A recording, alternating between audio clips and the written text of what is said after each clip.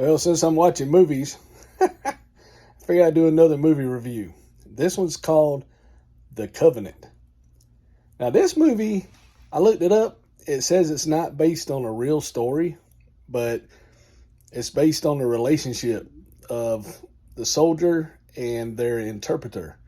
This is in Afghanistan, and this special group, it shows, spoiler alert, but they're doing their thing, and this guy, he's the sergeant, so he has an interpreter, and they're looking for like explosives or IEDs, I believe, and they're having to go in dangerous areas where the Taliban is.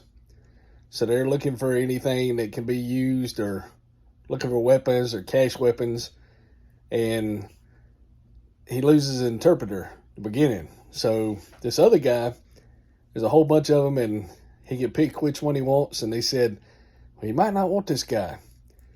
So anyway, he picks him, and didn't know it, but he works on motors back in the States. So this guy happened to be a mechanic. He wanted somebody in good shape. So he picked him, and then he said, don't be any trouble to the interpreter.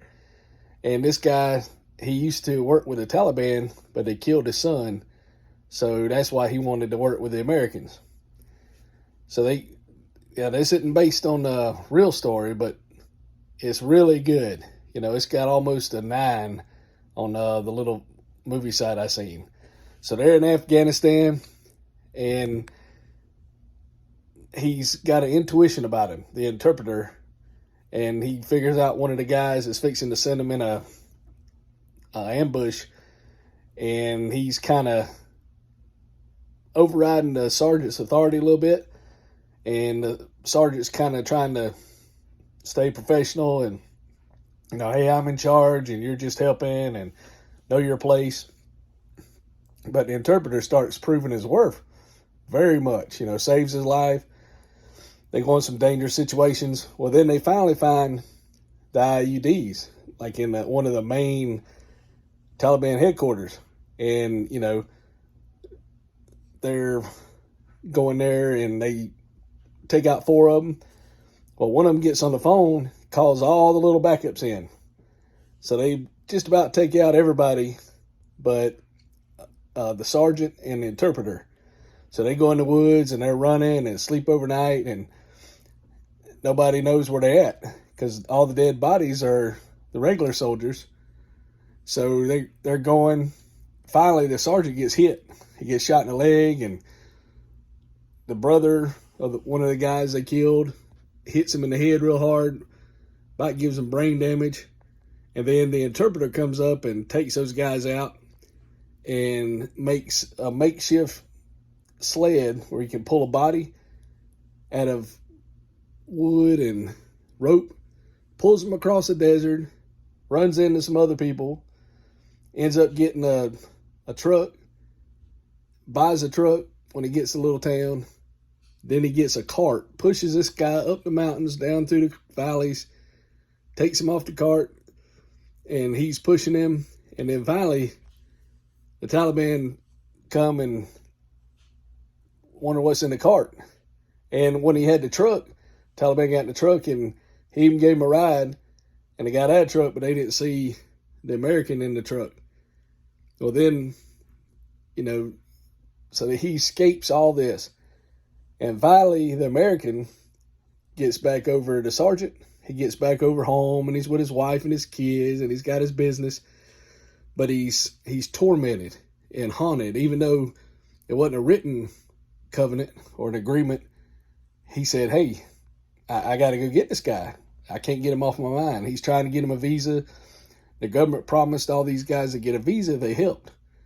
So right now, he's the most wanted. The interpreter is most wanted from the Taliban. They're hunting him. They got a price on his head, and they want the American too, but they figured he wasn't there.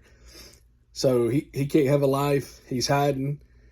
And the American goes back to Afghanistan, and it's got a lot of cool scenes where they're traveling through the desert and playing the music and showing the flashbacks, and it draws you in, and you can feel it. You can feel the emotional and the intensity of the movie, and it takes away from some of the slow scenes because it's like you're caught up in it, and you feel like you're actually in the movie, and you're all involved and, emotionally in the movie.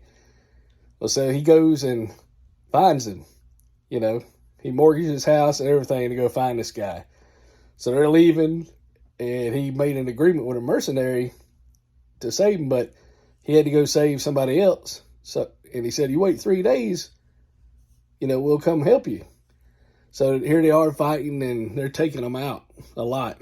And they got an interpreter, his wife, his little baby, and the sergeant. And then they got the guy that was helping him, his brother's henchman was helping him. And they're all fighting the Taliban, and they run out of ammo. And they're just, there's like 20 or 40 guys just coming after him, 60 Taliban.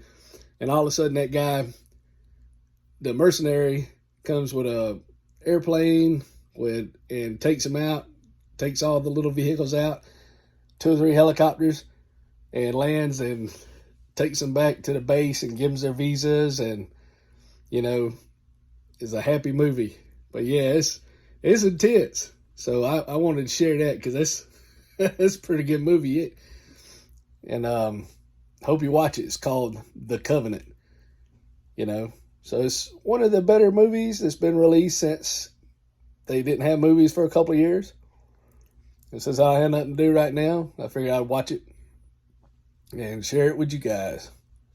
So y'all have a good one. Don't forget to subscribe, like. Thank you so much.